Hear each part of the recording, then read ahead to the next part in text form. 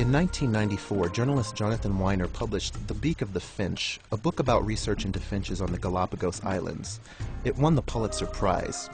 Weiner argued that finches represent the best and most detailed demonstration to date of the power of Darwin's process of natural selection. Similar claims are made in many biology textbooks. The Galapagos finches are a spectacular example of evolution. When the food quality, in other words, the kind of food that was available, changed as a result of a drought or a particularly rainy year or something like that, over the course of just a couple of years, they could see dramatic changes in the beak sizes in various populations. Natural selection can drive changes of a structure, like the beak, in one direction in response to selective pressure, not just fast enough to account for what would be required for Darwin's theories, but actually 50 to 100 times faster than that. A severe drought could cause many of the finches to die and leave only those with larger beaks.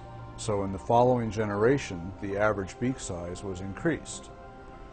And some textbooks extrapolate this over 200 years or so and say that a few of these events strung together could transform these finches into a new species by making their beaks larger.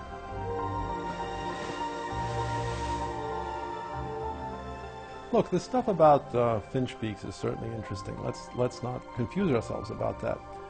The question is, can it be extrapolated, or does it represent cyclic variation? What the books fail to mention is that as soon as the rains came back, the average beak size returned to normal. There was no net evolution. What we're really seeing is just one species oscillating back and forth with no real evolutionary change. So the evidence is exaggerated to make it appear to support Darwin's theory in a way that it really doesn't. The contrary may be true. We may be seeing the development of entirely new species. The Galapagos finch starts off as a finch, and within 100 million years there'll be a Galapagos elephant. Could be. But we need a whole lot more by way of evidence than a couple of nutty journalists going down there looking at finch beaks and writing a Pulitzer Prize-winning book. A whole lot more of this is to be serious science. I mean, this doesn't even pass the threshold of anecdote. Finch beaks change in size. Yeah, they do. They change in shape, too. It seems to be correlated with seasons.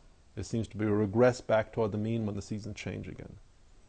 If this is the part of a spectacular evolutionary extrapolation, let's have additional reasons for thinking that.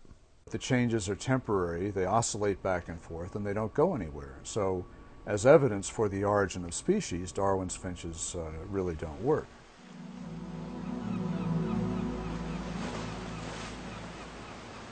Critics of Darwin's theory say that finch beaks provide a good example of microevolution, small changes within a species or gene pool.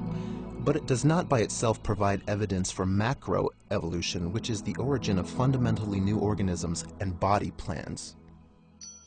Microevolution is what we can demonstrate in the laboratory in real time of organisms changing due to different environments.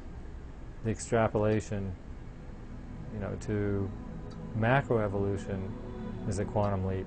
We look at dogs, no matter how far back we go, it's dogs. And we look at bacteria, no matter what we do, they stay bugs.